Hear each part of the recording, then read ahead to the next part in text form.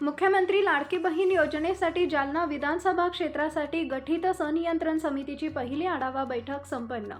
योजनेच्या 64,673 अर्जांना बैठकीत देण्यात आली मान्यता। 82,000 अर्जांपैकी 64,673 अर्जांना देण्यात आली मान्यता। 1300 अर्जात त्रुटी आढळल्याने अर्ज आले वापस। मुख्यमंत्री लाडकी बहीण योजनेचे जालना विधानसभेचे समिती अध्यक्ष अर्जुन खोतकर यांची माहिती। नारी शक्ती ॲप वापरून महिलांनी लाडकी बहीण योजनेचे अर्ज भरावे, खोतकर यांचं महिलांना आवाहन। मुख्यमंत्री लाडकी बहीण योजनेसाठी जालना विधानसभा क्षेत्रासाठी गठीत संनियंत्रण समितीची पहिली आढावा बैठक आज दिनांक 14 ऑगस्ट रोजी दुपारी 2 वाजेच्या दरम्यान संपन्न झाली आहे। या बैठकीला माजी राज्यमंत्री अर्जुनराव खोतकर, महानगरपालिकेचे संतोष खांडेकर, अधिकारी कर्मचारी उपस्थित होते। जालना महानगरपालिकेच्या कार्यालयात ही बैठक घेण्यात आली आहे। मुख्यमंत्री लाडकी बहीण योजनेचे जालना विधानसभेचे समिती अध्यक्ष अर्जुन खोतकर यांच्या उपस्थितीत ही बैठक संपन्न झाली आहे। मुख्यमंत्री माझी लाडकी बहीण योजनेच्या 64,673 अर्जांना आजच्या बैठकीत मान्यता देण्यात आल्याची माहिती मुख्यमंत्री लाडकी बहीण योजनेचे जालना विधानसभेचे समिती अध्यक्ष अर्जुन खोतकर यांनी दिली आहे।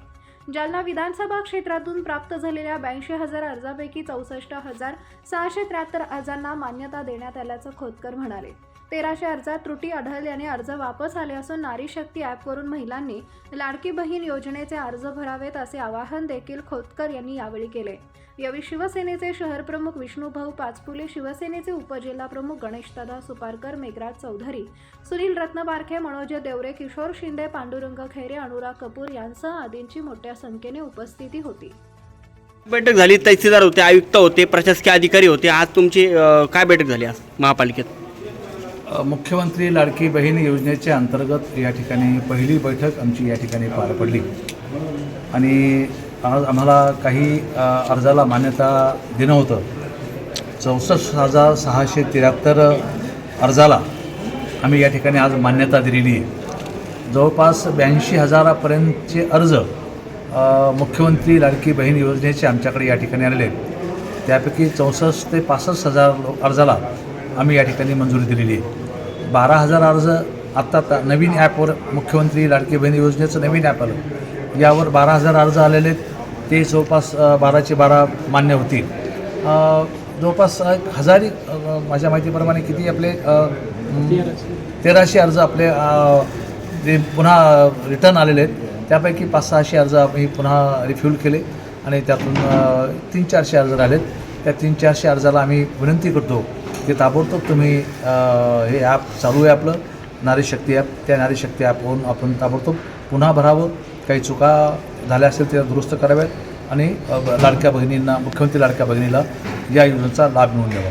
खरं तर आम्ही सर्वच, मी यंत्रणेचा मनापासून आभारी आहे की अहोरात्र यंत्रणेने खूप प्रयत्न करून, खूप काम करून या ठिकाणी संपूर्ण जिल्ह्यामध्ये मोठं काम उभं केलं।